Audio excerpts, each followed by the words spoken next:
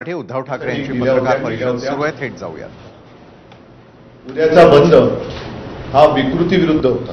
मी होता हा शब्द वापरतोय याचं कारण आत्ताच थोड्या वेळापूर्वी माननीय उच्च न्यायालयाने तत्परतेने या बंदला मनाई केलेली आहे।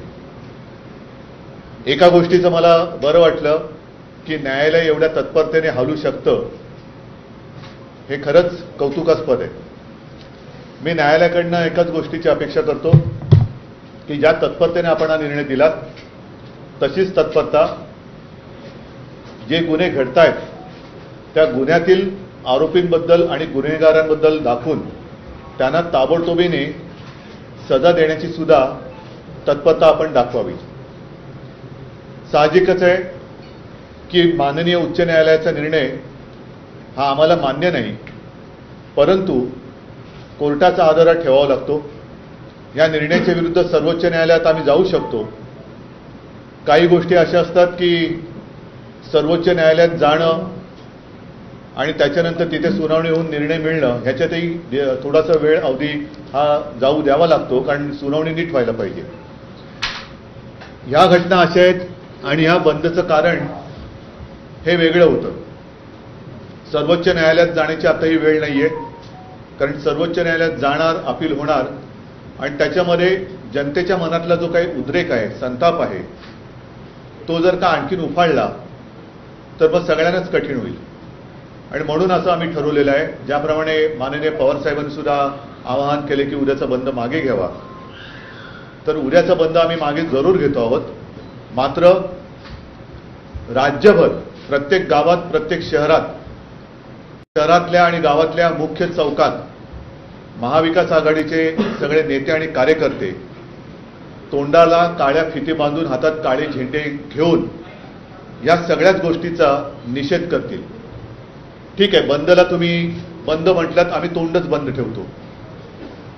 एकूणच या लोकशाही मानणाऱ्या देशामध्ये फ्रीडम ऑफ एक्सप्रेशन ही गोष्ट आता शिल्लक आहे की नाही, मोर्चे, संप, हरताळ याला सुद्धा बंदी केली आहे का, लोकांनी भावना व्यक्त करायच्या नाहीत का, याच्यावरती घटनातज्ञांनी आपली मतं तत्परतेने मांडली पाहिजेत। मी दुपारच्या माझ्या आव्हान आणि आवाहन याच्यामध्ये फरक आहे। मी जे जनतेला आवाहन केलं होतं ते त्यांनी स्वतःहून उत्स्फूर्तपणाने बंदमध्ये सहभागी व्हावं म्हणून, कारण जिथे कायदा रक्षण करायला असमर्थ ठरतो, कायदा असमर्थ नसतो, कायदा ज्यांच्या हातामध्ये असतो ते जर का दिरंगाई करत असतील किंवा बेजबाबदारपणाने वागत असतील, ज्याचा उल्लेख माननीय उच्च न्यायालयाने, ज्यांनी आज आम्हाला उद्याचा बंद करू नका असे आदेश दिले, त्यांनीच काल सरकारला विचारलं होतं। तर तो एक अधिकार आता जनतेला आहे की नाही भावना व्यक्त करण्याच्या आणि बंद करणे। बंद म्हणजे मी कुठेही असं म्हटलं नव्हतं की दगडफेक करा, बंद करा, वाटेल ते करा, हिंसाचार करा आणि बंद करा असं म्हटलेलं नव्हतं। मी उत्स्फूर्तपणे बंद करा, कारण ही जी गोष्ट घडलेली आहे ही प्रत्येक घरातली चिंतेची गोष्ट आहे। प्रत्येकाला, अगदी मंत्र्यांना काय, वकिलांना काय, सगळ्यांनाच आपापल्या कुटुंबाची काळजी आहे आणि ती असलीच पाहिजे। आपल्या बहिणीची काळजी, आपल्या मुलीची काळजी, आपल्या आईची काळजी, आणि ती काळजी घेणारं, तिचं रक्षण करणारं कोण आहे हा प्रश्न आज लोकांच्या मनामध्ये आहे।